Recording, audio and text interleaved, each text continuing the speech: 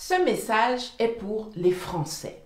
Donc, si vous n'êtes pas français, merci de laisser les places au premier rang là pour nos camarades de France et de Navarre. Bonjour, je m'appelle Nathalie Yam et j'aimerais comprendre quelque chose.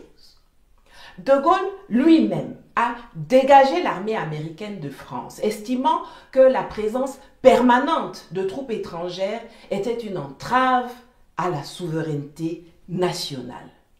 Mais chaque fois qu'un pays africain décide de dire à l'armée française de quitter son territoire, on voit des Français crier au scandale et même se lancer dans des diatribes du genre « Ouais, il est temps de renvoyer chez eux tous les Maliens, tous les Nigériens, tous les Burkinabés, tous les Sénégalais, tous les Tchadiens. » Ou même « Ouais, il faut fermer le robinet financier ou il faut restreindre la migration. » Donc vous avez le droit de refuser des bases militaires étrangères chez vous, au nom de la souveraineté, mais les Africains, non.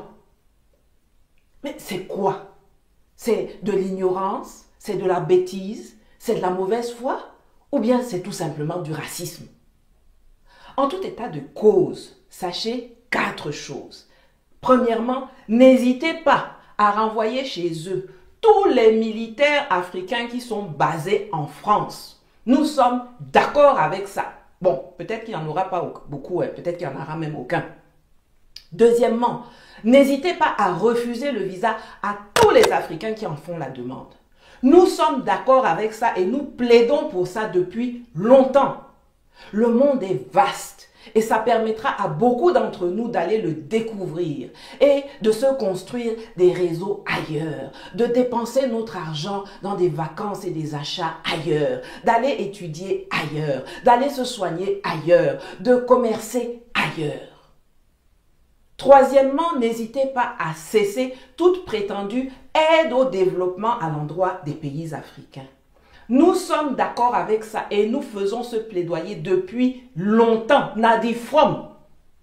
Il nous semble pertinent que la France aide d'abord les Français de métropole et des colonies qui sombrent dans la pauvreté plutôt que de gaspiller cet argent en Afrique. Je ne sais pas si vous savez, mais votre ministre des Affaires étrangères, au regard halluciné là, vient de promettre 7 millions d'euros au Soudan. Qu'est-ce que vous avez à voir avec le Soudan? Il y a des gens qui ont autant besoin de cet argent en Martinique, en Guadeloupe, à Mayotte et même en France métropolitaine.